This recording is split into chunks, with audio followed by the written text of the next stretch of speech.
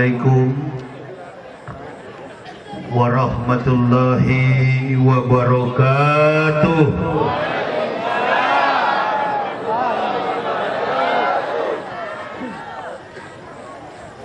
Bismillahirrahmanirrahim. Alhamdulillah. Alhamdulillahillazi arsala Rasulillah rahmatan lil alamin. Asyhadu an la ilaha illallah rahmani wa asyhadu anna sayyidana Muhammadan abduhu wa rasuluhu rabbani. Allahumma fasalli wa sallim ala imamil abrar wal muqarribin sayyidina wa maulana Muhammadin wa ala alihi wa sahbihil ansar wal muhajirin wa alaina ma'ahum birahmatika ya arhamar rahimin. Wa qala Allah ta'ala fil kitabil azizil karim, a'udzu billahi minasy syaithanir rajim, bismillahirrahmanirrahim. Kama arsalna fikum rasulan minkum yatlu alaikum ayatina wa yuzakkikum wa yu'allimukumul kitab wal hikmat wa yu'allimukum ma lam takunu ta'lamun. Fazkuruni azkurkum wazkuruli wa la takfurun. Ya ayyuhallazina amanu ista'inu bisabri washolati innallaha ma'as sabirin. Ibu bapak, saudara-saudaraku rahimakumullah yang mulia, yang saya hormati, pimpinan Pondok Pesantren Bustanul Hudah beserta seluruh santri-santriawati, para staf pengajar Pondok Pesantren,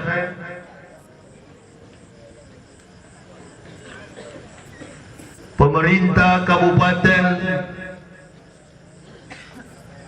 Aceh Barat Daya yang berhadir bersama-sama dengan kita, yang mulia Bapak Wakil Bupati Kabupaten Aceh Barat Daya,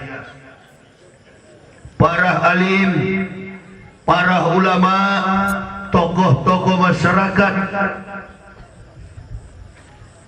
dan yang saya cintai, saya banggakan, ma'asyiral muslimin wal muslimat rahimakumullah. Puja dan puji syukur marilah kita panjatkan kehadirat Allah Subhanahu wa taala. Karena oleh limpahan nikmat dan ridahnya jualah sehingga ibu bapak, saudara-saudaraku dan saya masih dalam keadaan hidup dan bernafas. Walaupun mungkin di antara kita ada yang datang dengan segala macam kelemahan tubuh, sakit, tapi alhamdulillah masih hidup dan bernapas. Atau mungkin kita yang dirundung dengan berbagai macam problematika hidup. Di tempat seperti inilah yang paling tepat untuk mengangkat derajat kehidupan kita, mencapai jawaban solusi dari Allah Subhanahu wa taala. Man salaka tariqan ilal ilmi salakallahu bihi tariqan ilal jannati.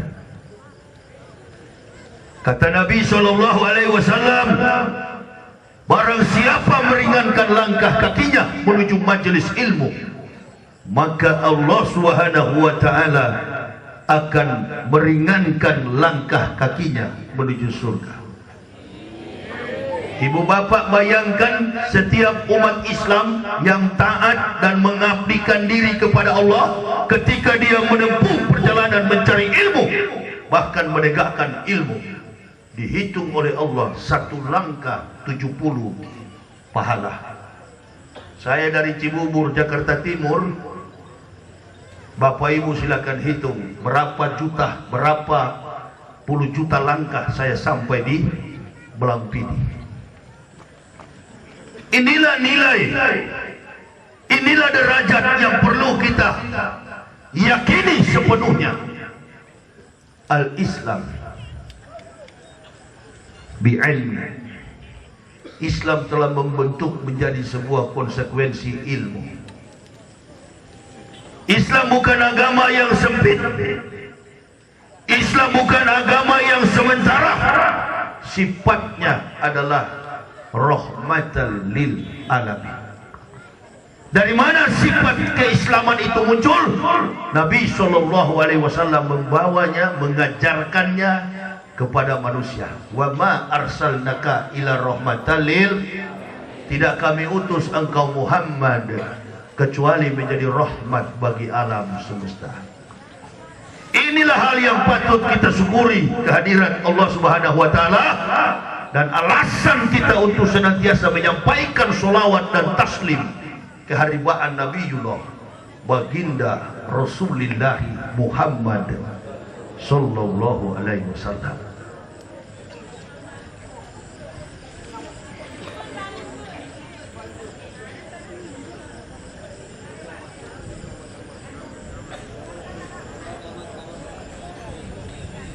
Coba kalau lagi dengar dakwah begini, disiplinkan mulut kita. Kalau enggak, saya tidak mau bicara.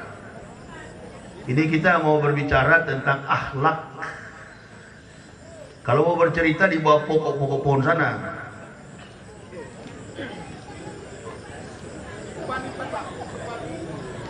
Nggak usah lari, nggak usah lari. Sudah 2 kali begini. Mau lari-lari apa kalau hujan? Tahan.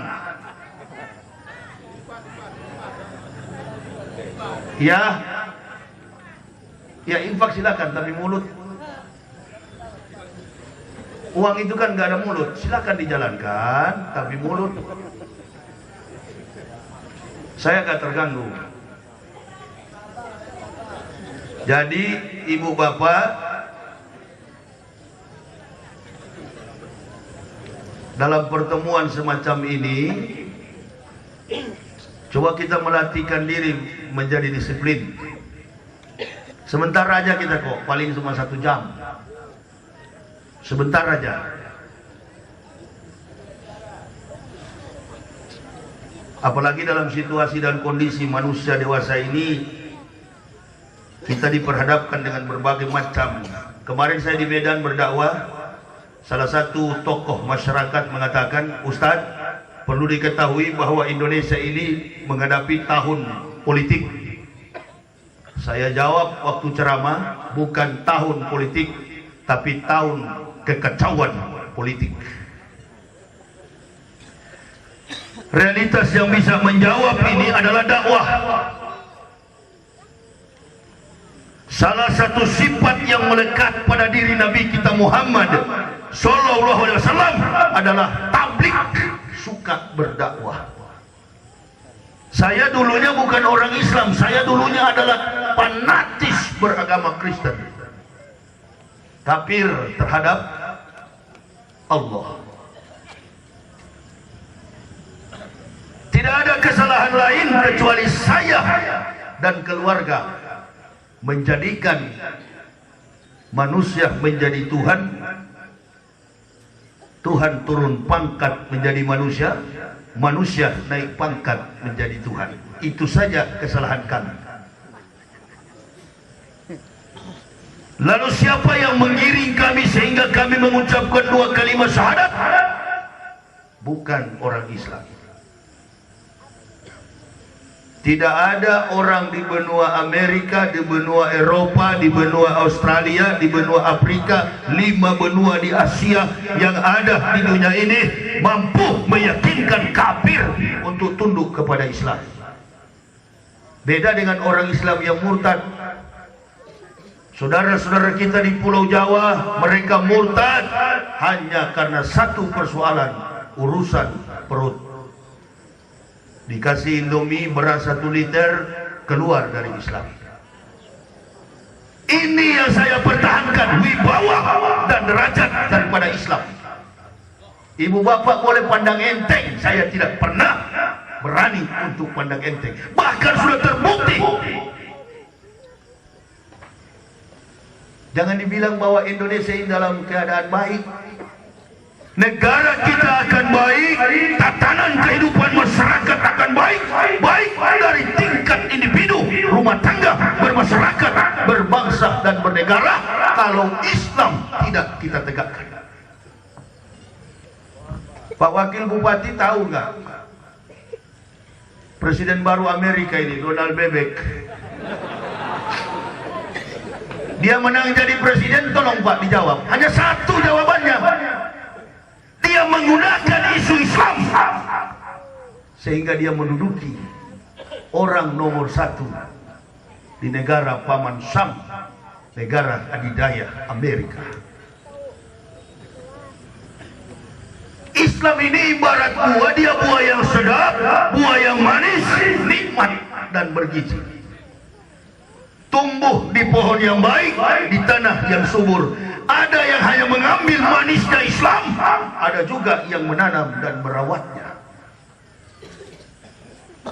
Tadi kan sudah disampaikan oleh ketua panitia penyelenggara tabligh akbar, diutusnya kama arsalna fikum rasulan minkum yatlu alaikum ayatina wa yujakikum wa yu'alimukumul kitab wal hikmat wa yu'alimukum ma lam takunu ta'lamun.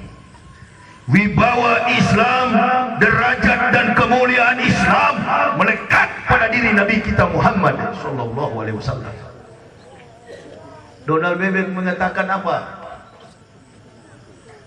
Saya akan menjadi presiden.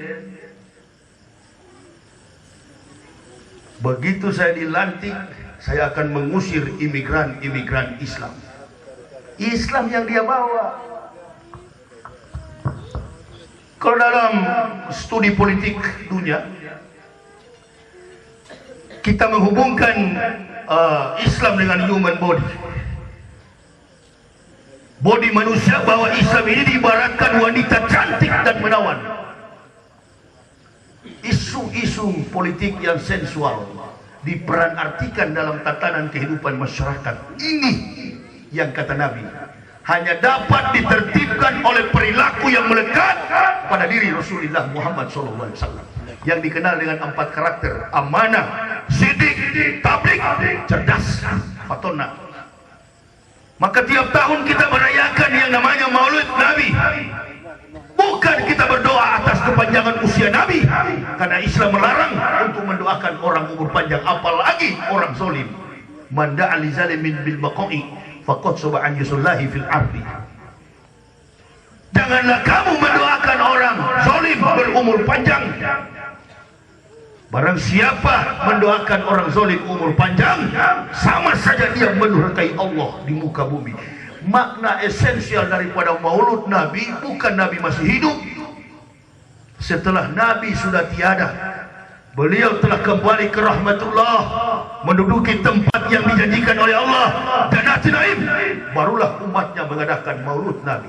Ada sebagian 0,sekian% orang Islam, saudara-saudara kita, mengatakan Maulud Nabi itu kan bid'ah. Maulud Nabi itu kan gak punya referensi hadis. Maulud Nabi itu kan tidak ada keterangan yang membekas dalam perkataan-perkataan yang dicontohkan oleh Nabi alias hadis.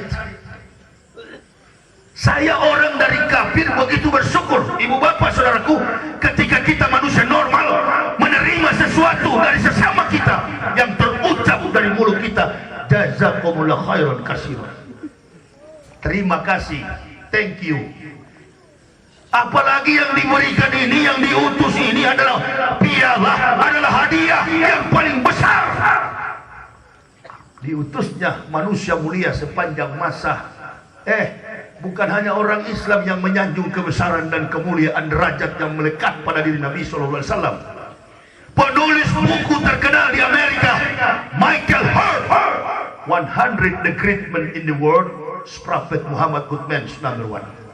Dari catatan manusia terbaik di dunia, Nabi kita Muhammad Sallallahu Alaihi Wasallam menduduki ranking pertama sebagai manusia terbaik. Nomor 2 Albert Einstein yang menggaris garis lurus dari timur ke barat, orang bisa menginjak kaki di bulan.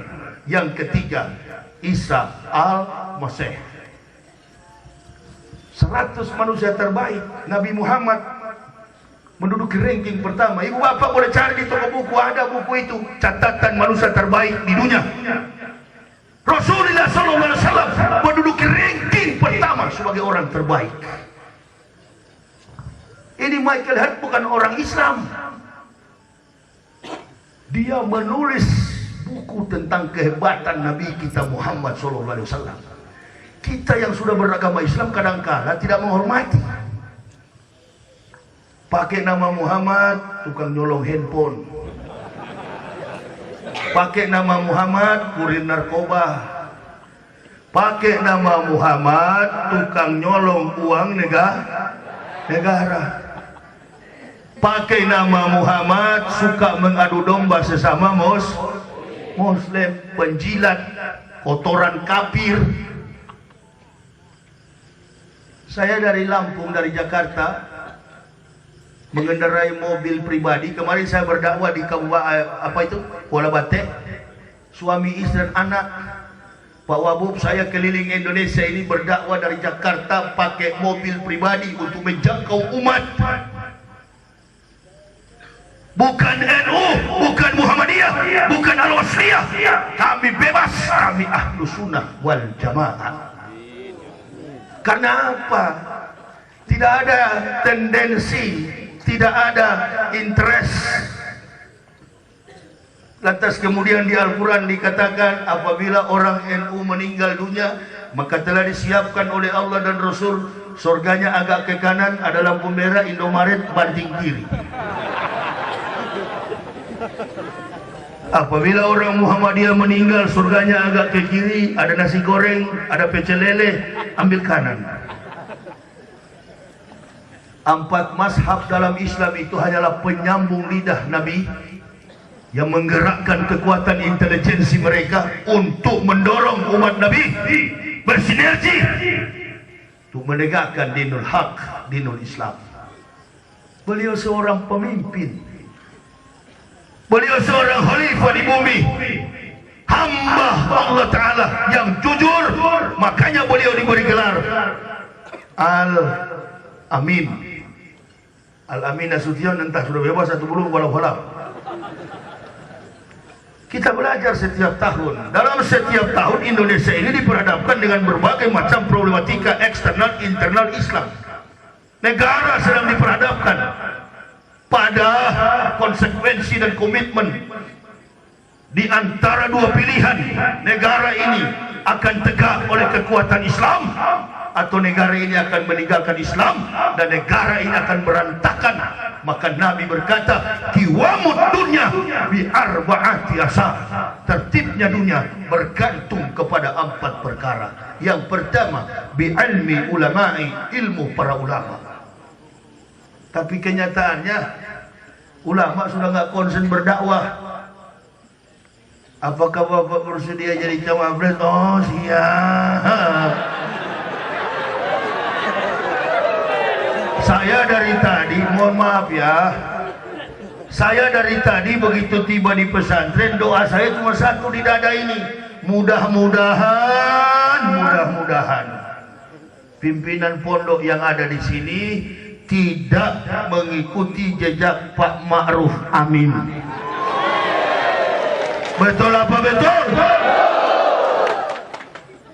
Bi ilmi ulama'i, la bi ilmi ulama la halaka jahilun. Kata Nabi, kalau tidak ada ilmu para ulama, maka binasalah orang-orang jahil, orang-orang bodoh, jahilun. Karena Indonesia ini, Bapak mau tahu nggak?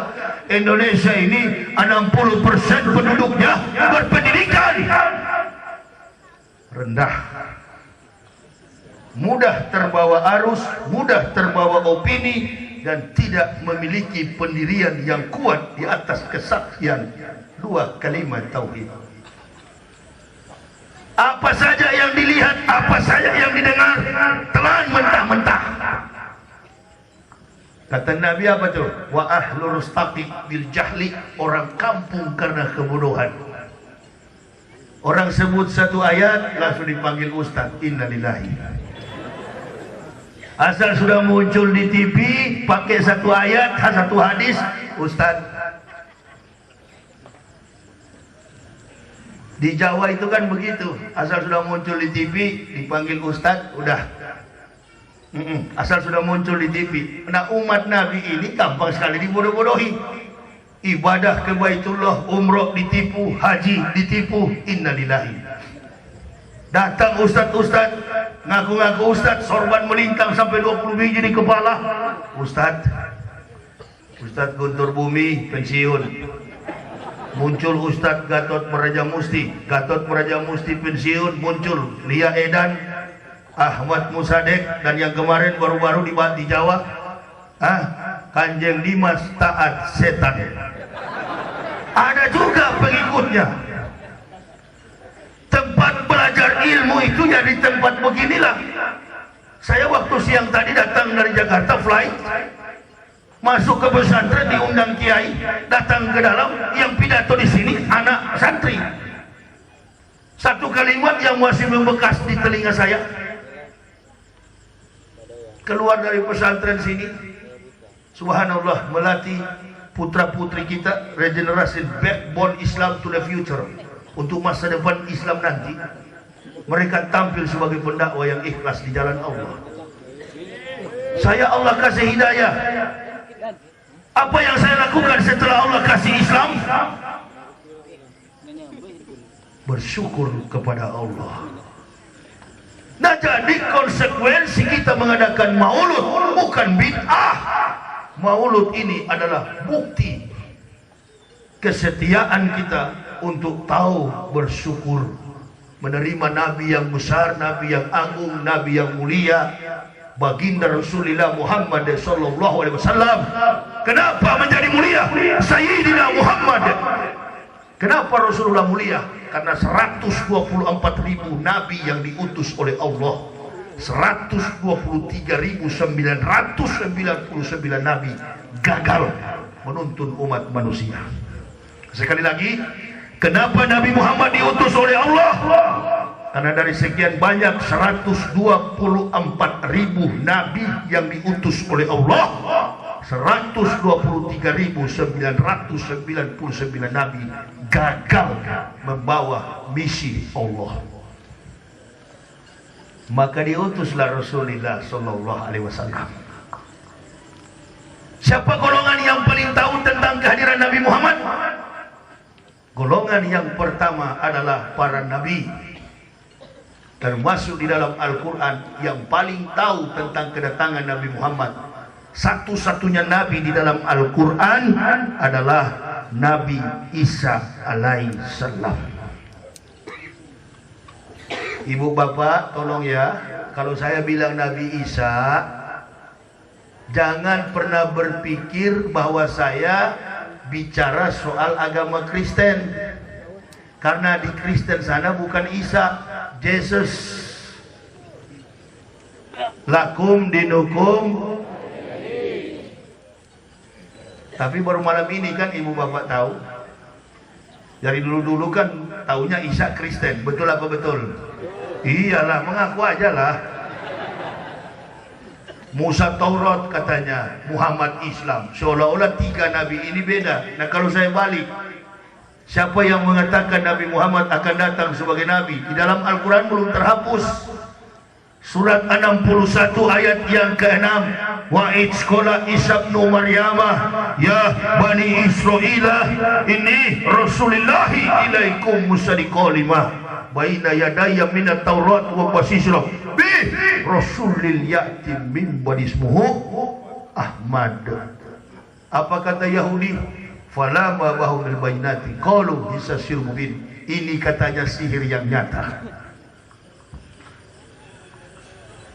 Nabi Isa mengatakan itu, Nabi Muhammad belum lahir. Karena rentang waktu antara Nabi Isa dengan Nabi Muhammad 576 tahun. Musa dengan Nabi Muhammad 4076 tahun. Musa dengan Nabi Isa 3500 tahun. Saya belajar ke Israel, saya cari tahu tempat kelahiran Nabi Isa. Nabi Isa tidak dilahirkan pada tanggal 25 Desember. Nabi Isa dilahirkan pada tahun 6 sebelum Masehi. Kemarin banyak ulama di TV pakai sorban, pakai sarung. Alamat hari Natal.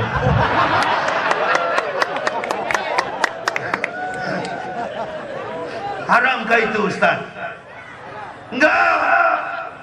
Memangnya gampang mengharam-haramkan orang Islam. Enggak haram. Enggak haram. Ya ibu bapak aja yang haram, saya enggak. Saya enggak. Silakan ibu bapak berpikiran haram, saya enggak. Justru yang mengatakan haram itulah yang kadang-kadang menjilat kepada kafir. Iya, saya tahu. Saya orang tidak usah munafik, saya mantan munafik lebih tahu. Ibu tahu enggak? Ketika seorang ulama mengatakan begitu sudah mewakili sampai ke Aceh.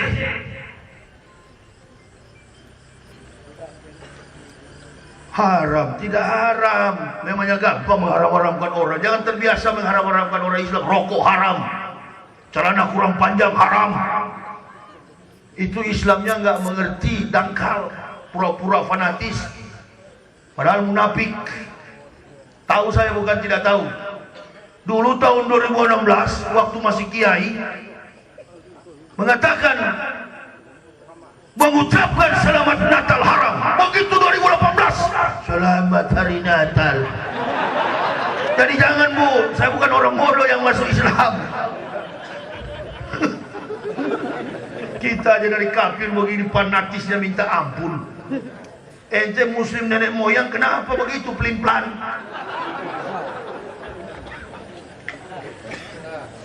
Tidak boleh. Kalau sudah buang ludah, nggak boleh jilat ulang. Pendeta Profesor Dr. Abineno berkata, kami tidak pernah tahu tanggal, bulan, dan tahun berapakah Yesus dilahirkan. Jadi kalau semua pendeta tidak tahu, bahkan orang Kristen tidak tahu tanggal kelahiran Yesus, lalu orang Islam ikut-ikutan mengucapkan selamat Natal, secara ilmiah bukan haram, tetapi sama-sama goblok dengan kafir. Jangan haram-haram lah, terbiasa nanti kita itu. Belajar Islam dengan baik. Makanya ada nenek-nenek di Jakarta itu, konde. Itu bukan mualaf itu. Bukan orang dari kafir yang masuk Islam. Orang bawa bapaknya, ibunya memang Islam.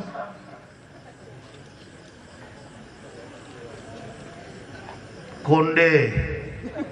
Ibu Indonesia lebih indah daripada jilbab. Innalillahi. Kidung ibu Indonesia lebih merdu dari suara azan.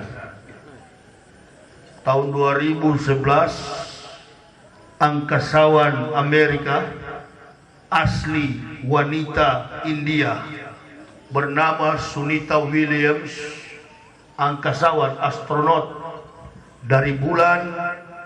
Dia mendengar setiap hari ada 5 kali suara menembus bulan.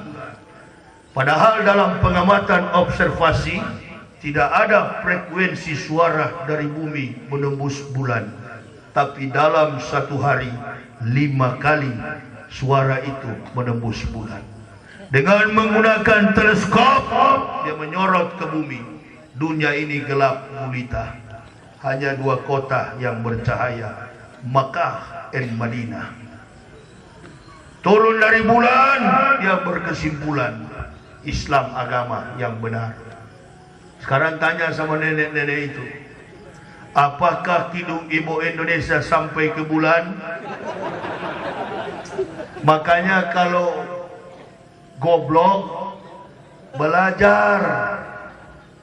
Saya Islamkan Pak Wakil Bupati, sudah puluhan ribu orang di Indonesia ini. Saya katakan kepada mereka, saya tidak bangga Anda masuk Islam. Yang saya bangga Anda mengerti Islam sehingga Anda mudah mengamalkan Islam. Nggak bangga saya orang masuk Islam. Islam tidak membutuhkan kuantitas, Islam membutuhkan kualitas. Tidak dibilang hebat karena belajar di Madinah, tidak dibilang hebat karena belajar di Mekah, tidak dibilang hebat puluhan tahun di Kairo. Enggak. Guru saya di Kalimantan, pesantren di kampung begini. Sekarang beliau sudah menjadi Bupati Martapura, Kalimantan Selatan. Ajarkan sama saya waktu saya baru masuk Islam. Apa yang diajarkan? Pak Yahya, kau sudah masuk Islam, nanti kalau sudah berdakwah jangan belajar kepada ahli ilmu. Kenapa Pak Kiai ahli ilmu? Ahli ilmu bisa melupakan Allah. Jadi belajarlah kepada ahli zikir. Faskuruni askurkum waskuruni wala takfurun. Belajar kepada ahli zikir. Kalau ahli zikir pasti berilmu. Ahli ilmu belum tentu berzikir. Coba kita tonton sekarang kehidupan politik yang ada sekarang, yang penipu, yang pembohong, pendusta, yang suka berjanji-janji palsu, bukan orang-orang bodoh.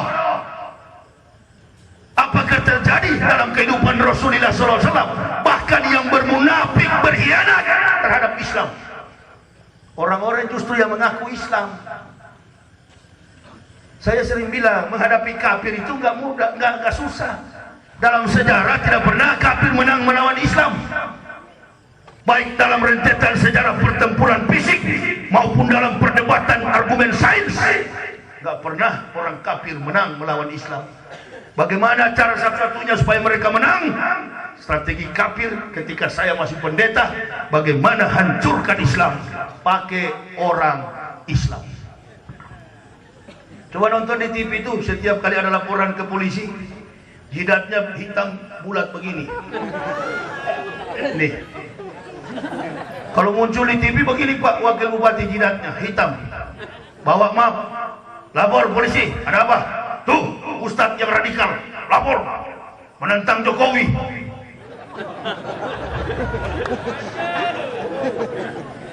Tapi coba kalau dukung Jokowi, oh aman. Ini sampai ada kabar baru-baru saya kaget, di bangsa sudah kehilangan rasionalitas. Sampai orang gila mau dibawa ke TPS. Di dalam undang-undang aturan KPU tidak boleh gila memilih. Gila. Makanya Nabi katakan orang gila, orang mabuk, goblok tidak boleh sholat. Kafir tidak boleh sholat. Gila tidak boleh sholat. Mabuk tidak boleh sholat. Orang yang balik, orang yang Islam, orang yang betul-betul istiqomah, bersih dari segala najis, bukan papa, mugulado, mutawasito. Bersih sekali agama ini. Jangan dikotor-kotorkan dengan praktik politik. Jangan dikotor-kotori dengan kepentingan finansial. Tanam padi, rumput ikut. Tanam rumput. Jangan pernah harap padi akan ikut.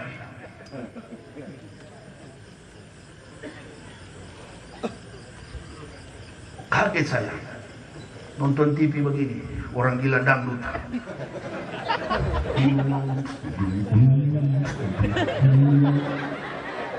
Komentator TV tanya, bisa nggak Pak kira-kira mereka memilih?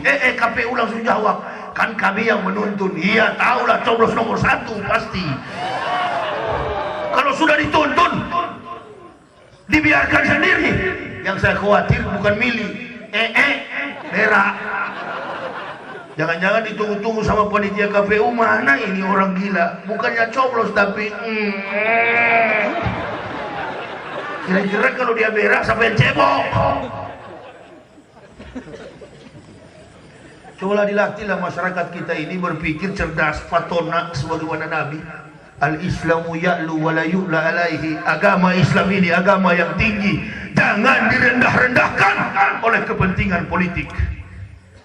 Sudahlah, tidak usah terlalu banyak politik. 2019 pilih Prabowo. Tapi gak usah terlalu banyak putar sana putar sini, gak perlu. Pokoknya 2019 pilih Prabowo. Ya itu tadi Bu, makanya dia saya belum kasih. Dengan adanya konde dan ajan tadi, maka timbullah istilah pepatah, ibu-ibu memakai konde. Ada cacing di dalam sarden. Jangan harap 2 periode. 2019 ganti presiden. Ada cerita itu. Itu baru namanya ustaz. Nggak usah putar sana, putar sini.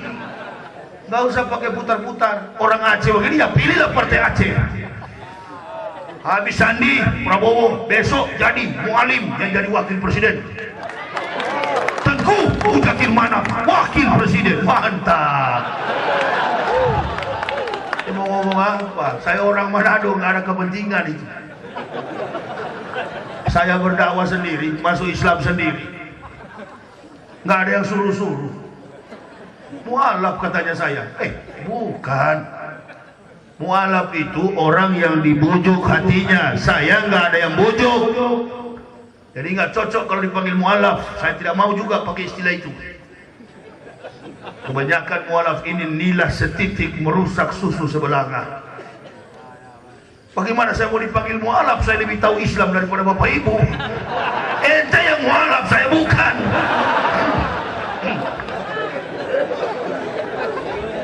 Bu, itu tadi adiknya, kakaknya lain lagi. Kakaknya ngomong, kami nggak butuh suara umat Islam. Ini Donald Bebek kedua. Bagaimana ente tidak butuh suara umat Islam? Kiai kau seret. Apakah masih kiai? Enggak. Pertandingan dimanapun kalau wasit sudah jadi pemain, insya Allah kacau. Hadis tadi kan belum selesai. Bi almi ulama, bi adlil umaro, adilnya pemerintah. Kenapa kalau pemerintah tidak adil? Apa kata Nabi? Maka sebagian manusia akan memakan manusia lainnya bagaikan serigala memakan kambing. Coba kita duduk begini nih, Pak Wakil Bupati, penasihat Nasdem. Nasdem di pihak Jokowi. Mohon maaf ya, ini dakwah Pak. Di situ juga ada dari Hanura. Hanura juga di pihak Jokowi. Tapi batin dan jiwa Pak Wakil Bupati tetaplah Islam. Betul Pak?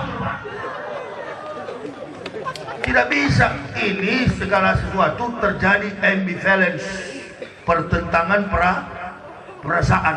Tapi bupati, wakil bupati hadir menunjukkan bahwa beliau gak peduli. Tidak ada itu setelah meninggal dunia. Pak wakil bupati ditanya oleh malaikat, siapa nama Pak? Oh iya Pak wakil bupati ya.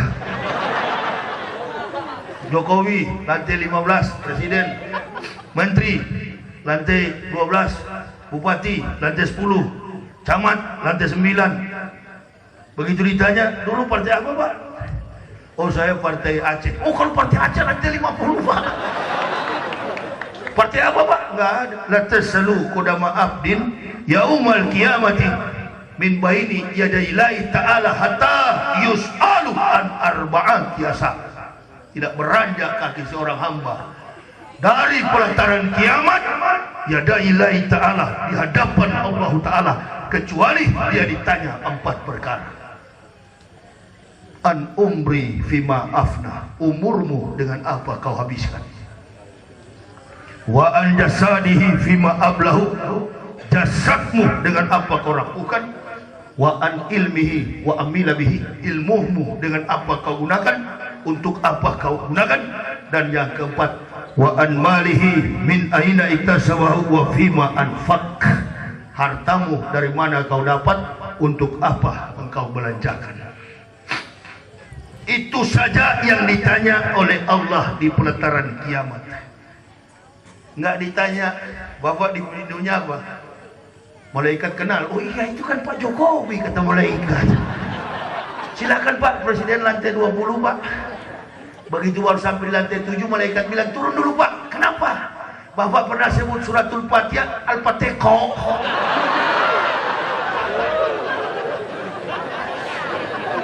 Jangan kompromi yang begitu. Kita ini menginginkan sebuah konsep kepemimpinan yang betul-betul melekat. Walaupun tidak 4, satu saja yang melekat pada diri Rasulullah, melekat pada seorang pemimpin, insya Allah Kabupaten Aceh Barat Daya akan maju. Tahu kalau beliau ini cinta kepada jabatan, beliau cinta kepada dunia, cinta kepada partai, beliau nggak datang di sini, Pak Wakil Bupati. Apalagi pesantren ini menutup diri dari segala macam kepentingan politik. Saya sudah sedikit bicara dengan beliau, Pak Kiai di sini, pimpinan Ponpes. Bahkan semua yang dibangun oleh almarhum Kiai yang membangun ini orangnya berdiri di atas pengakuan tauhid yang sangat kuat. Cocoklah ketemu dengan saya dari titisan Umar bin Khattab, pantas itu. Kenapa? Karena pendawa-pendawa sekarang ini innalillahi sudah didaftar 200. Banyaknya kiai, banyaknya ustadz, banyaknya tengku, banyaknya abuyah, 200. Yang mewakili sifat Nabi 200. Yang mana tuh golongan 200 itu? Yang kalau ceramah badan kekar, ketemu ibu-ibu, assalamualaikum. Memang di Jawa ini, saya tinggal di Jakarta. Jakarta dan Pulau Jawa itu dukun dan kiai beda-beda tipis, kawan. Asal sorban sudah melintang begini kepala, kiai. Padahal Nabi katakan hebat itu sorban melingkar di batang leher sampai seperti Spiderman. Cari tahu dulu nih orang. Makanya saya sering menggunakan kata lebih baik mantan bajingan jadi kiai, mantan kafir jadi ustadz daripada mantan kiai. Kiai bukan alat politik. Kalau dalam permainan, kiai, polisi, tentara, pemerintah, wasit. Mana ustadz pemainnya? Itu di pokok-pokok kayu itu yang banyak. Ada yang kacak pinggang begini, insya Allah amanah. Ada juga yang jongkok begini, saya lihat di Pidijaya begini. Ada juga yang pura-pura di atas becak pakai topi petani. Wah, macam-macam Itu yang pemain.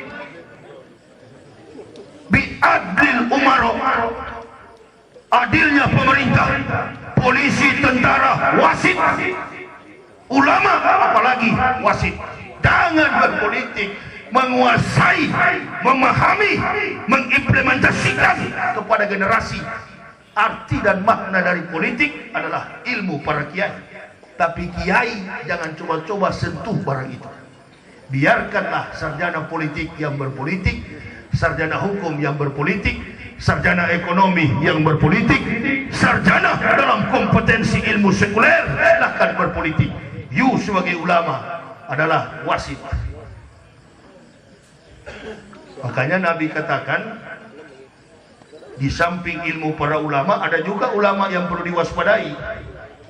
Isaru salasa asnafin minan nasi wahum, waspadalah dengan 3 golongan manusia di antara kamu. Yang pertama, al ulamaul gopilun, ulama yang lalai. Yang kedua, wal fuqaraul mudahinun, orang miskin yang sombong. Dan yang ketiga, wal mutasawwifunal jahilun, orang sufi yang bodoh.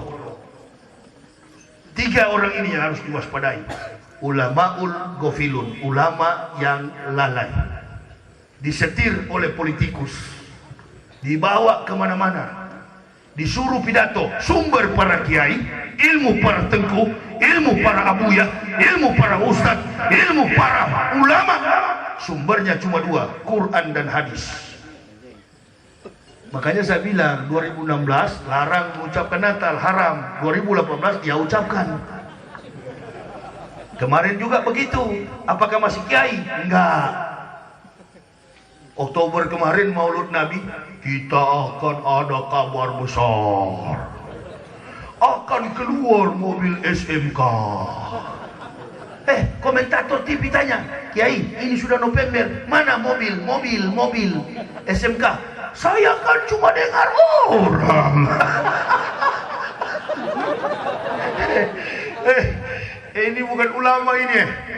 Ini bukan ulama yang lagi bicara, hanya mantan kafir, nggak pernah mau dengar orang.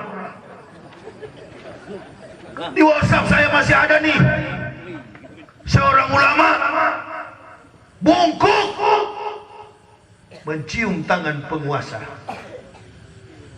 Saya ketika Allah beri hidayah, Allah taruh ilmu di lidah saya, satu hadis, satu ayat yang Allah tempatkan pada lisan saya. Pada saat itu juga saya berdiri di atas pengakuan innal ulama warasatul anbiya, melekat kewibawaan Nabi dalam diri saya sebagai pendakwah. Akan saya jaga itu. Jangan pernah berharap saya akan mencium tangan seorang jenderal. Jangan pernah berharap saya akan tunduk kepada seorang penguasa, pengusaha. Karena saya adalah pembawa kebenaran dan tidak pernah takut dengan bahaya apapun. Saya yang mengantarkan umat ini.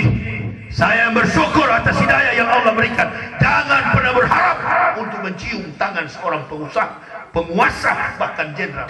Kau yang kesini.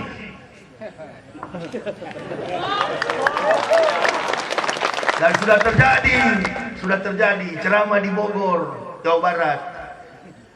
Sementara begini ada panitia datang, Ustaz, nanti Ustaz siap-siap, ada 2 penceramah. Satunya siapa? Ada pokoknya. Iya siapa? Nanti sebentar dia datang. Oh datang. Subhanallah, penampilannya minta ampun. 15 biji sorban, di sini ada, di kepala melintang. Balago Arabiknya mantap sekali. Assalamualaikum. Allahu Akbar Madinah ini. Waalaikumsalam warahmatullahi wabarakatuh. Ahlan ahlan bik. Kaifa haluka Ustaz? Alhamdulillah ana khair. Ana biasa likoi antum yakin al-kiram. Hormat sama dia saya, karena saya baru masuk Islam. Dia jago bahasa Arab, saya tidak tahu. Saya cuma tahu bahasa Manado. Duduk dia. Tidak berapa lama datang orang kaya. Tadi saya katakan dalam hadis Nabi, bi ilmi ulama, bi adil umaro, bi sakawatil ahniya. Orang kaya yang dermawan datang. Masya Allah, bingung ini Ustadz ini, langsung lepas sorbannya.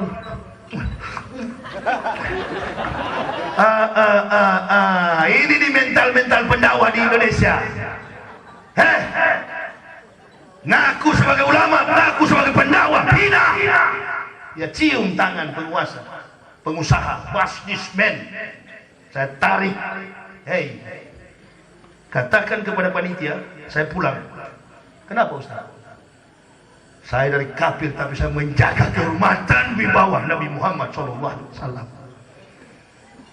Jangan mengaku Ustaz kau kalau kau takut dengan dunia ini. Jangan kau mengaku pendakwah kalau kau takut dengan kematian. Lebih baik mati berkalang tanah daripada hidup bercermin bangkai.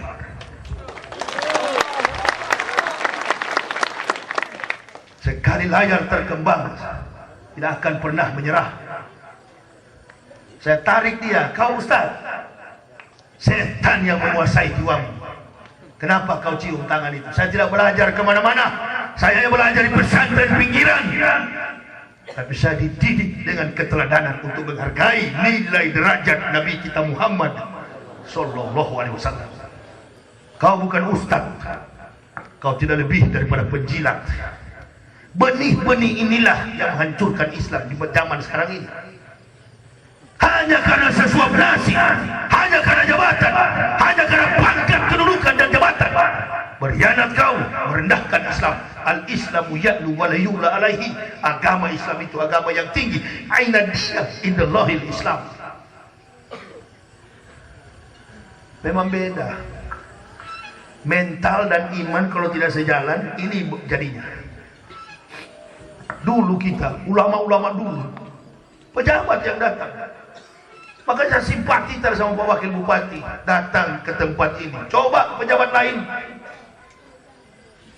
Mohon maaf, kami dari pihak pemerintah, bupatinya tidak bisa datang karena lagi mentret. Mohon maaf, ketua DPR tak bisa datang. Kenapa?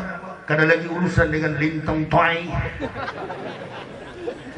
Tuh, mudah-mudahan nih caleg-caleg yang ada ini pemain-pemain yang di pokok-pokok kayu ini betul-betul amanah. Betul apa betul? Tolong spanduk saya jangan didekat-dekatin. Baguslah kalau caleg-caleg yang memang betul-betul untuk perjuangan Islam. Nggak peduli apa namanya. Kalau Prabowo ya sudah jelas Gerindra, PKS, PKB, itu partai-partai Islam. Bahkan ada partai Islam yang besar. Kaget saya nonton TV. Kami adalah rumah besar umat Islam. Kami berjuang sebagaimana perintah Allah kepada kami. Amar mangkur nahi mangkur. Hah? Saya buka kamus bahasa Arab. Mangkur, mim. Mangkur. Maksud beliau sebenarnya karena saking semangatnya salah. Maksud beliau sebenarnya amar ma'ruf nahi munkar. Hah, ibu-ibu saja tahu. Mangkur, Bu. Bahaya kalau mangkur ini. Kemudian Presiden Allah hadinia suratul Fatihah.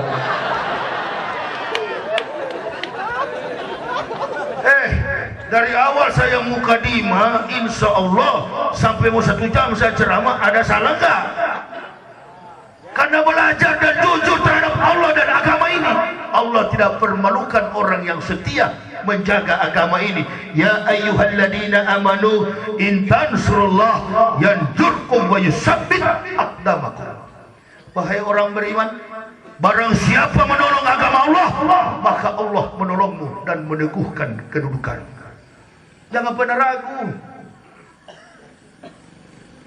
Bergantung kepada Allah.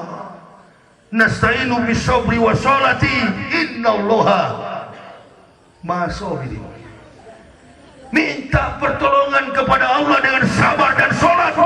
Sesungguhnya Allah dekat dengan orang-orang yang sabar. Saya masuk Islam dari pendeta, meninggalkan gaji dari Jerman, kedudukan sebagai rektor saya tinggalkan. Istri saya pertama kali ragu mau masuk Islam. Nanti masuk Islam makan apa, Pak? Ya makan nasi. Kamu kan pendeta, kalau masuk Islam kerjaanmu apa? Insya Allah jadi pendeta Islam. Nah jadilah sekarang. Bukan ustadz. Orang dari kafir begini jangan dipanggil ustadz. Di Makkah dan Madinah orang disebut al-mukarram wal muhtaram, ustadz. Kalau dia sudah bergelar doktor, innalillahi, kita tukang tipu, pembohong, disebut satu ayat ustadz. Dari kafir begini yang paling tepat seperti tadi, al-muhtadin, may yahdillahu fahuwal muhtadin wa ma yudlil faulaika humul khasirun. Barang siapa kata Allah yang diberi petunjuk, maka dia adalah muhtadin, orang yang mendapat petunjuk. Muhtadin bukan mu'alaf. Kalau mu'alaf yang masuk Islam karena mau kawin, hari Senin masuk Islam, Selasa cabut kafir lagi.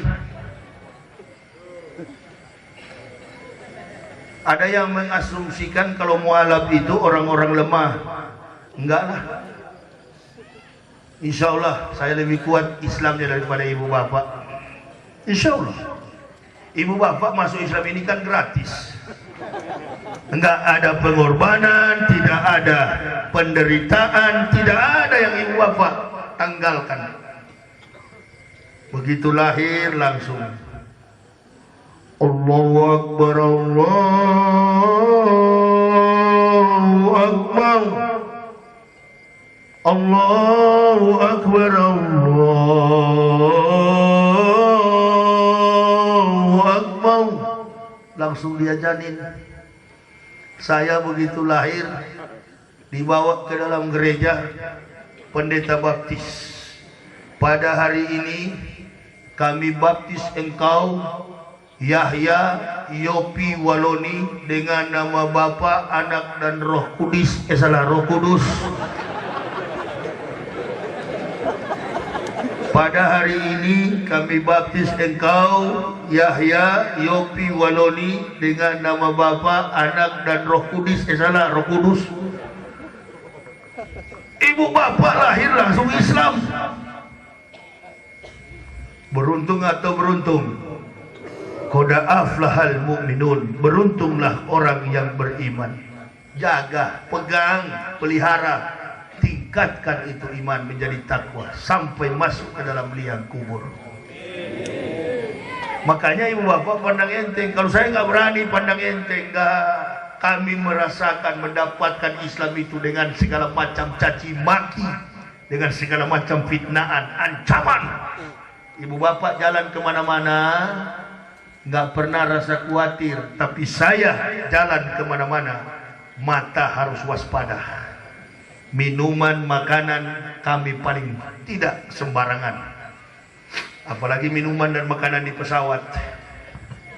Saya bawa dari bawah, saya minum. Mana pernah saya memakan itu pemberian dari pesawat? Bukan tidak mau, saking kami menjaga. Walan tardoh ankal yahudu wala nasoro hatta tatabiya milatahu. Sesungguhnya orang-orang Yahudi dan Nasrani tidak senang sampai kamu pindah ke agama mereka. Umat Islam bertikai, antai partai politik bertikai. Coba nonton Indonesia Lions Club, pernah nonton?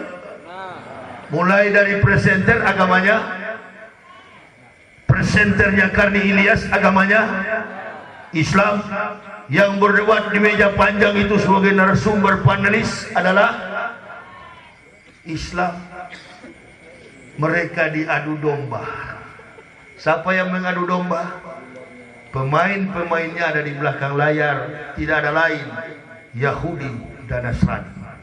Nasrani bukan Nasrani biasa, Yahudi bukan Yahudi biasa, pemodal-pemodal asing yang mengadu domba. Tinggal tergantung iman dan keteguhan takwa kita kepada Allah.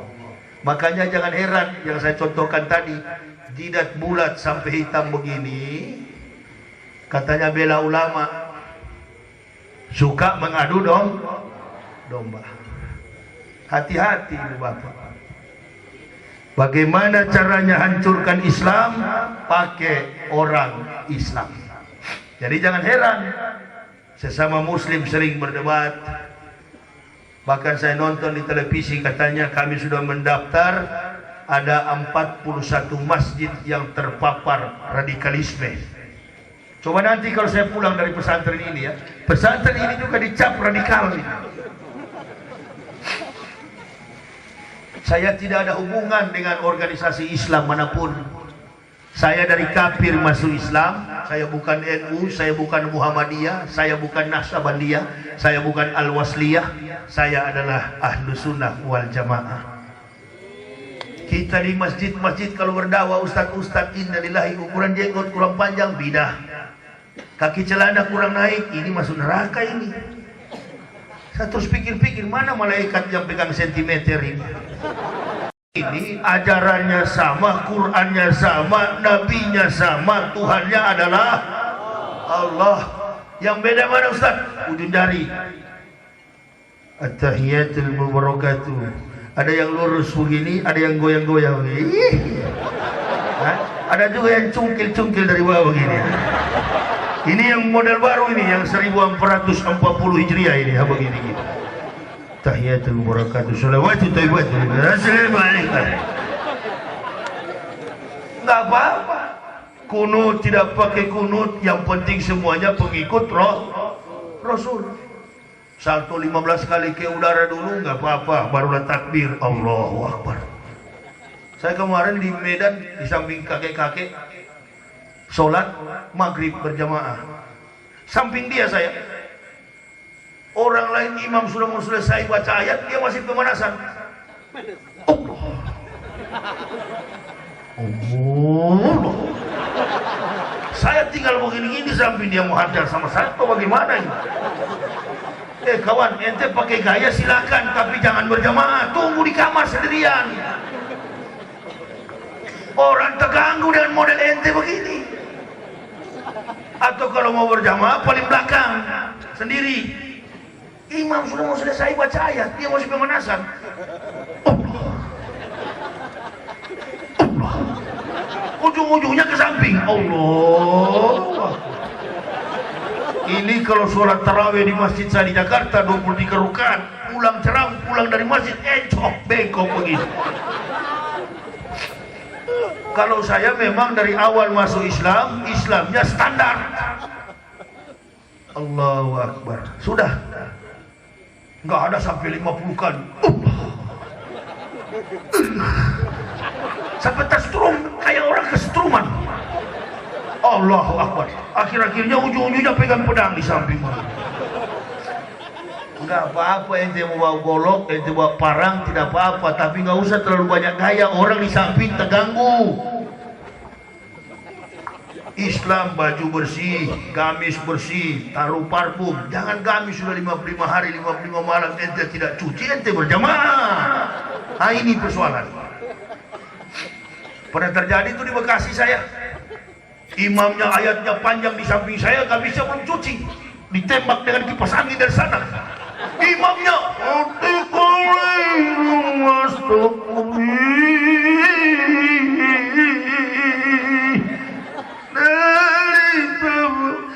sudah mau mati saya di belakang. Cepatlah Pak Imam, sudah tidak tahan saya. Subhanallah. Dari samping. Betul kita orang Islam itu tidak melihat baju murah, tidak apa-apa. Beda dengan kafir, pakai sepatu, bahkan sampai mati pakai dasi kupu-kupu. Ya pendeta kalau mati pakai sepatu, orang Kristen mati pakai jas. Jamaah tanya, kenapa kalau kafir mati pakai jas Ustaz? Karena mau berdangsa dengan malaikat maut di neraka sana. Kita orang Islam ini baju sederhana, biar murah. Nih di Tanah Abang nih 120.000, sorban 35.000, nggak apa-apa.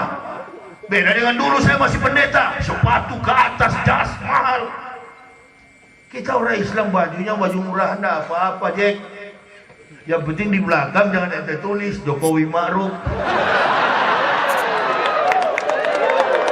Ente pakai Jokowi Ma'ruf di sab depan, di belakang Prabowo Sandi. Bukan sholat ya nyodok. Ini mesti jaga. Kita berakhlak Nabi kok.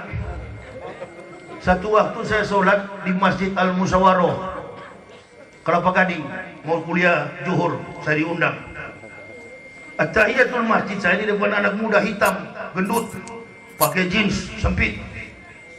Waktu dia duduk tawaruk salam, rakaat yang kedua, saya lihat. Memang saya lihat karena sempit celananya, orangnya gendut, di sini lubang. Memang kelihatan Pak Babu, ada sedikit bau terasi sedikit. Usai sholat saya tegur, Dek, lu kalau menghadap Allah lain waktu santun dong. Ente kalau menghadap lurah, menghadap kecil, menghadap camat, menghadap presiden, menteri, ente pasti gua yakin lu pakaiannya baik. Apalagi ngadap Allah. Kenapa emang Beh? Tadi ente sholat kelihatan tuh lu bolong. Aduh maaf Beh, celananya memang agak sempit. Makanya kalau mau sholat ke mihrab pinjam sarung sama imam, pakai sarung supaya nggak kelihatan tuh lubang. Iya kalau gitu maaf Ustaz, maaf. Ya lu bersyukur lu yang lihat saya, kalau yang lihat Bang Ipul bisa berabe lu.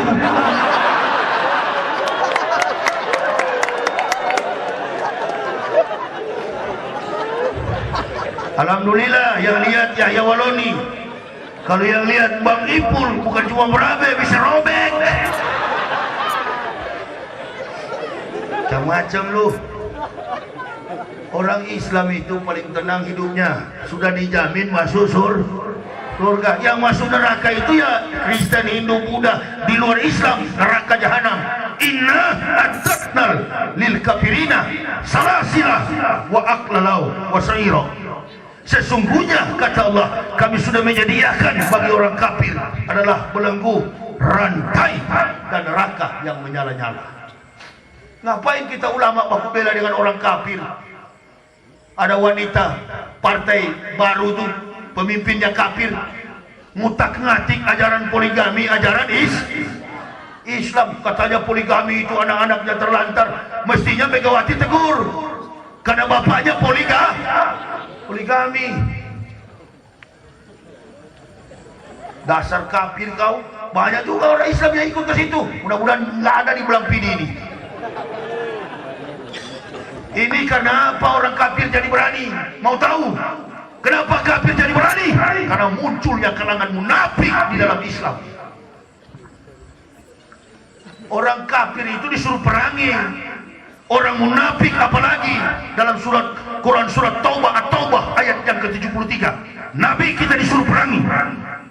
Ya ayuhan nabiyyu jahidil kufar wal munafiqin waqlus alaihim wa ma wahum jahannamu wa bi'sal masir.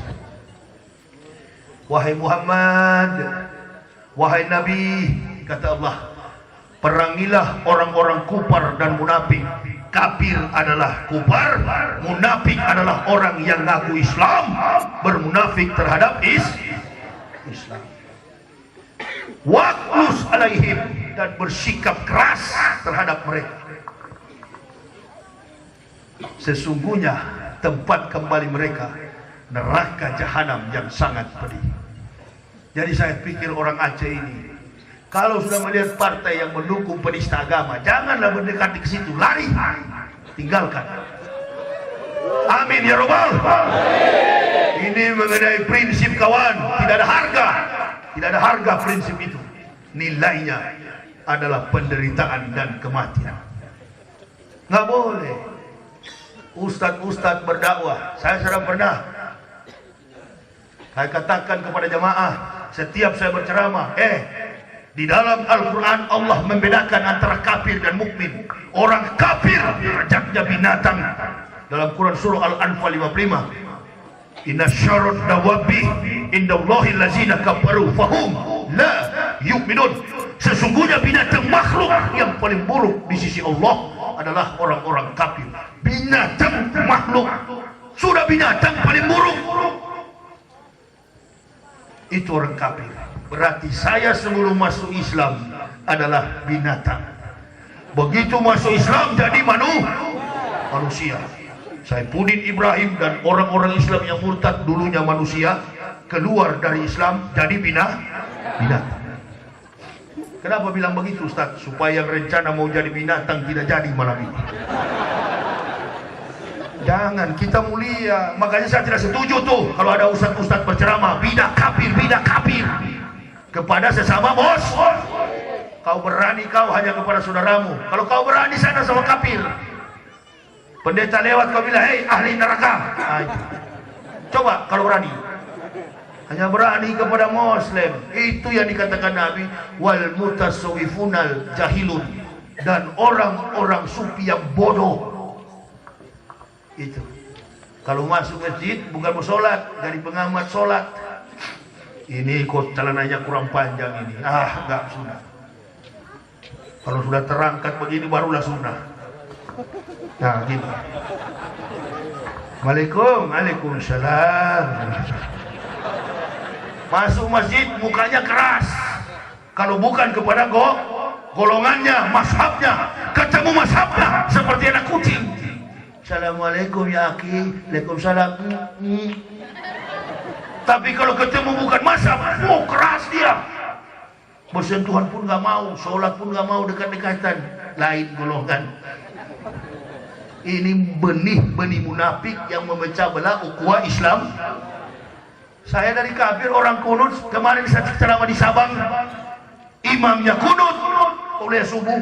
Tablik akbar malam begini, subuhnya saya diminta ceramah, imamnya kunut.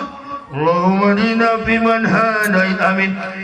Wa tawallana fiman tawallait, wa afina fima atoit, wa barik lana fima atoit, wa qina bi rahmatika syarrah ma qadait. Saya aminkan dari belakang, karena saya cuma dari kafir yang masuk Islam. Di Medan imamnya tidak kunut, saya juga tidak kunut. Lebih cepat, lebih bagus. Kenapa yang ribut?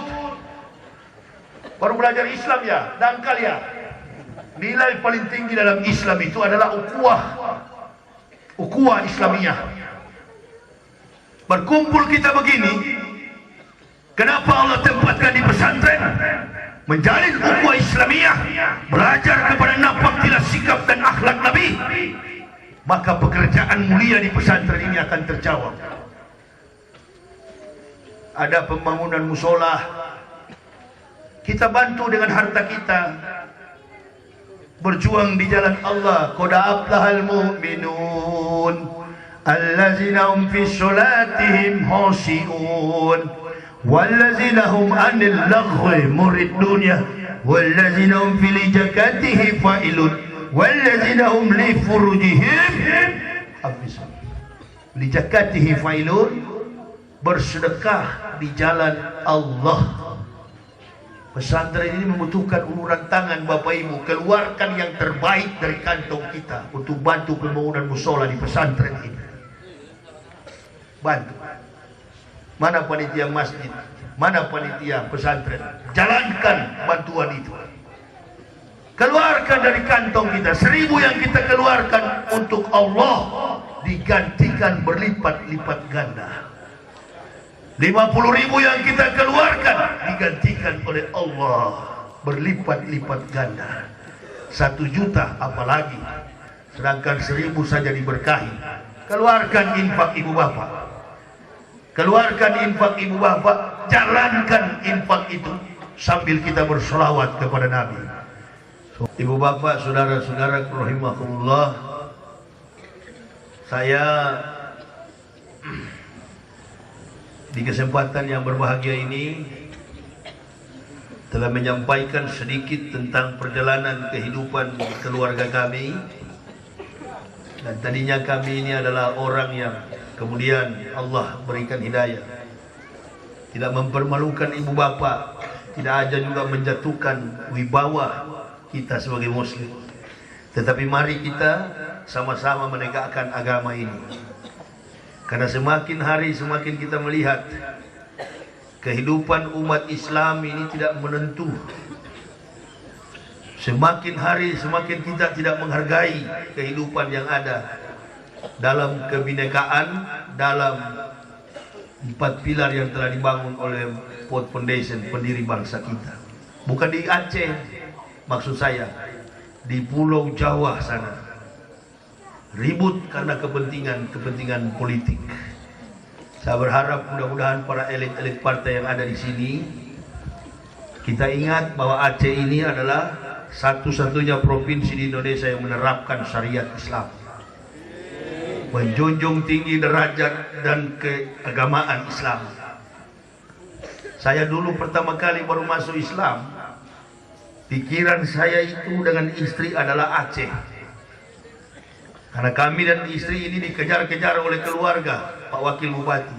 Saya dihina, saya dicaci maki, bahkan saya dikatakan pendeta gila yang masuk Islam. Saya tidak marah karena yang mengatakan saya gila adalah orang-orang gila. Iya, kalau kita marah nanti kita sama-sama jadi. Tapi perlu diuji secara ilmiah. Apa betul kira-kira saya ini gila? Umur 2 tahun anak saya, karena saya masuk Islam itu bersama istri dan 3 orang anak. Anak saya bertanya, anak perempuan, Pak, di mana Tuhan Yesus? Saya bilang itu di dinding sana. Kasihan ya. Kasihan Tuhan Yesus benjol-benjol di salib. Iya, kasihan. Saya masuk Islam, saya tanya sama orang gila, di mana Tuhan? Dia tunjuk ke atas. Dalam sifat yang melekat pada eksistensi Allah Subhanahu wa Ta'ala, zat yang tidak bisa nampak oleh mata kita. Salah satu asma Allah adalah Al-Ali, di tempat yang maha. Kalau belajar ilmu tasawuf, Allah lebih dekat daripada urat nadi. Mana yang gila kira-kira, yang tunjuk ke dinding atau orang gila yang tunjuk ke atas? Sama-sama gila, tapi yang lebih gila yang tunjuk ke dinding. Nah, jadi saya masuk Islam bukan gila, baru sembuh dari gila. Itu Bapak Ibu, betapa tingginya nilai Islam itu. Sekarang saya balik bertanya kepada ibu bapak, Kalau ibu bapak posisinya seperti saya di kafir dulu, bisa nggak masuk Islam? Sedangkan sudah Islam aja berkhianat banyak kok. Banyak yang pengkhianat itu. Abu Jongos, ngabulin, masuk ke gereja nggak tahu malu, pakai sorban jidat hitam, innalillahi. Bendera tauhid dibakar, innalillahi. Pakai baju loreng, pakai baret, seolah-olah seperti militer, pakai wing lagi. Kapan ente terbang? SD tidak tamat.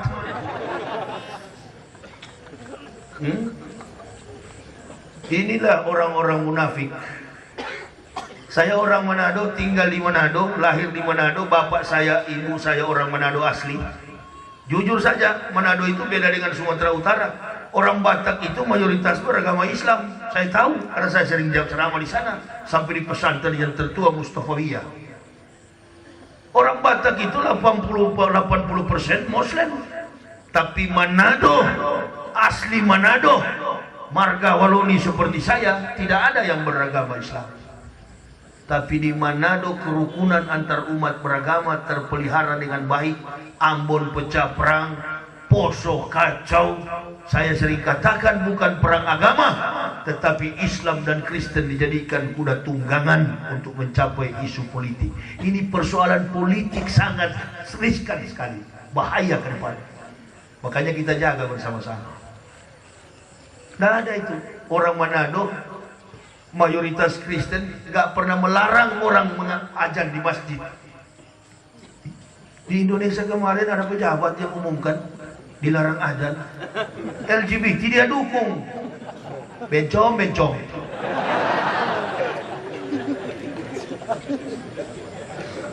Azan dia larang, LGBT dia dukung.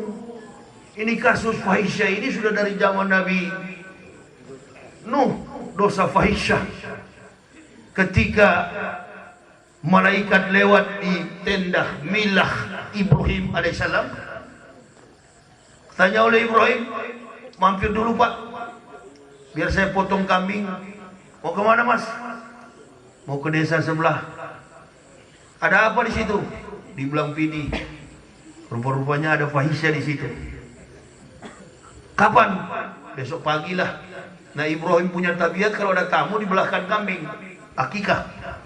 Dipotong kambing, dikasih makan roti tidak beragi. Ternyata malaikat. Mau kemana?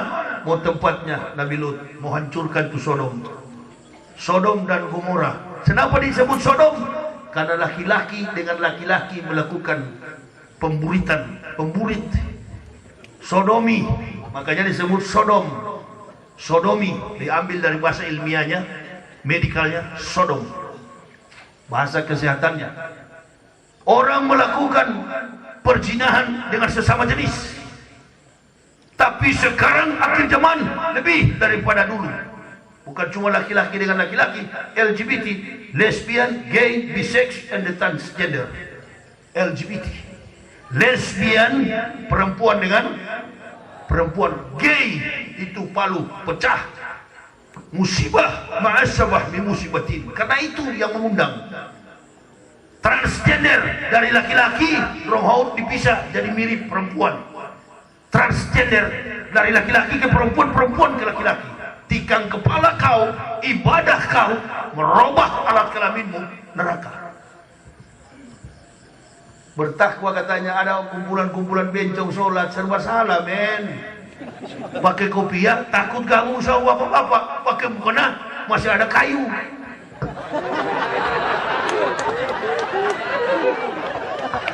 Betul apa betul? Coba tuh bencong, surga yang mana?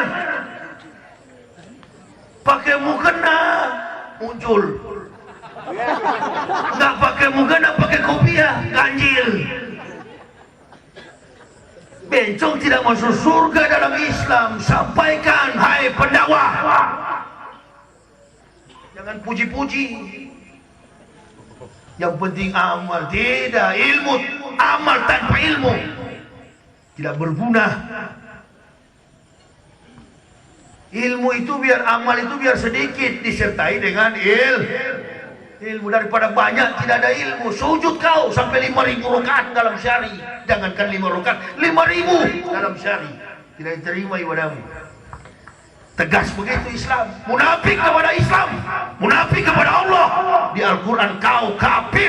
Wala tusalli ala ahadin minhum mata abadaw wala takum ala qabri innahum kafaru billahi wa rasulihi wa mamatu fasikun.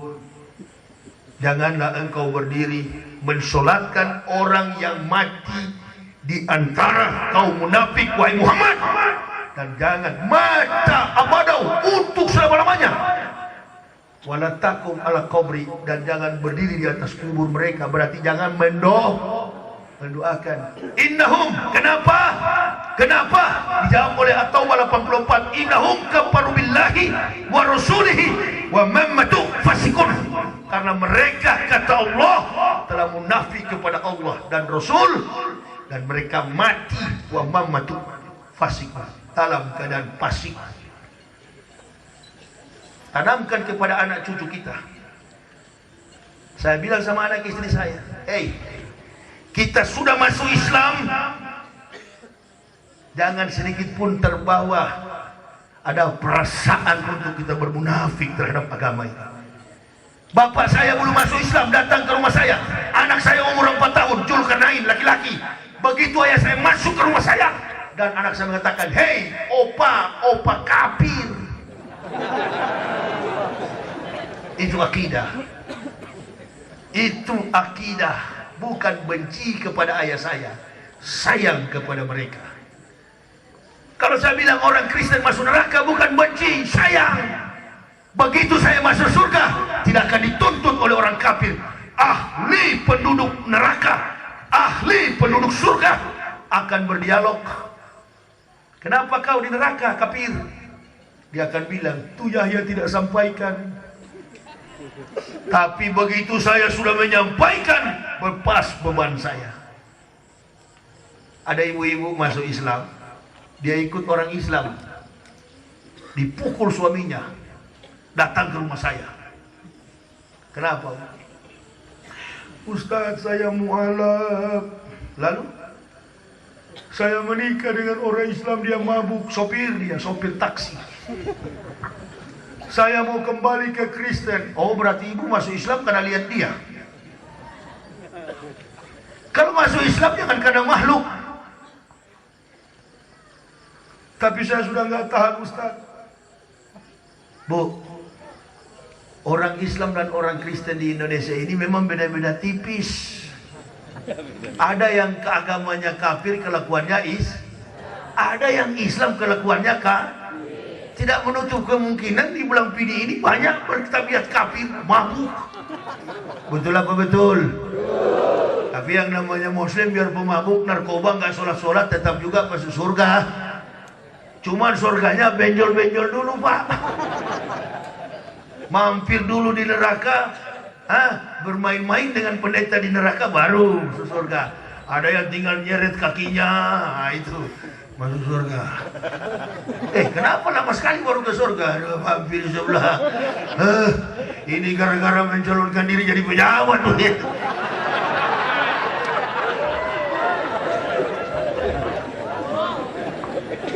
Dan coba-coba men, yang bicara ini dengan ente yang duduk, ini hukuman lebih berat bagi yang bicara begini. Makanya kalau dari awal kau ulama konsisten, ingat ibu bapak, sholat biarkan doamu pendek, ibadahmu suratul fatihahmu, sholatmu, ibadahmu, ayatmu pendek. Perbanyaklah kau berzikir kepada Allah. Terutama apa? Zikrul maut. Ya Allah biha, ya Allah biha, ya Allah bi husnul khatimah, ya Allah biha, ya Allah biha, ya Allah bi husnul khatimah. Sampai pingsan saya tanya istri saya di kamar, minal laila fatahajat bihi. Itu yang membuat saya ikhlas di jalan Allah. Astagfirullah ya Allah. Lah Bapak Ibu, bismillahirrahmanirrahim. Alhamdulillahirabbil alamin. Wassalatu wassalamu ala asrafil anbiya'i wal mursalin sayyidina maulana Muhammadin wa ala alihi wa sahbihi ajmain. Allahumma ighfir lil mu'minin wal mu'minat wal muslimin wal muslimat al ahya'i minhum wal amwat innaka sami'un qaribun mujibud da'wat. Allahumma inna na'udzubika minal hami wal hasadi wa na'udzubika min azi wal kasali wa na'udzubika minal jubni wal bukhli wa na'udzubika min ghalabatid dain wa qahri rijal. Ya Allah, ya Tuhan kami, Engkau telah membentangkan dua jalan bagi kami, jalan yang Engkau ridhoi dan jalan yang Engkau murkai. Hamba sekeluarga Engkau berikan petunjuk hidayah-Mu ya Allah, sampailah kami pada agama yang suci, mulia dan sempurna ini. Tanamkan itu dalam batin kami ya Allah. Ajarkan kami untuk selalu tunduk meminta kepada-Mu ya Allah, sampai akhir kehidupan kami berakhir dengan husnul khotimah. Pemimpin pondok pesantren yang ada di sini, yang telah mewariskan keteguhan keyakinan yang kuat atas prinsip agamamu, tauhid, tanamkan itu kepada masyarakat dan seluruh santri-santriwati. Pemerintah yang hadir bersama-sama dengan kami, Bapak Wakil Bupati, tuntun kami semua, berikan kepada kami berkah kesehatan lahir dan batin, keberkahan keseluruhan bagi bangsa ini, secara khusus Nanggro, Aceh dan Sabah. Jauhkan dari segala mara bahaya, jauhkan dari segala bencana. Negara ini, khususnya Nanggro, Aceh dan Sabah, menjadi wilayah, daerah, provinsi, negara Indonesia baldatun thayyibatun wa rabbun ghafur.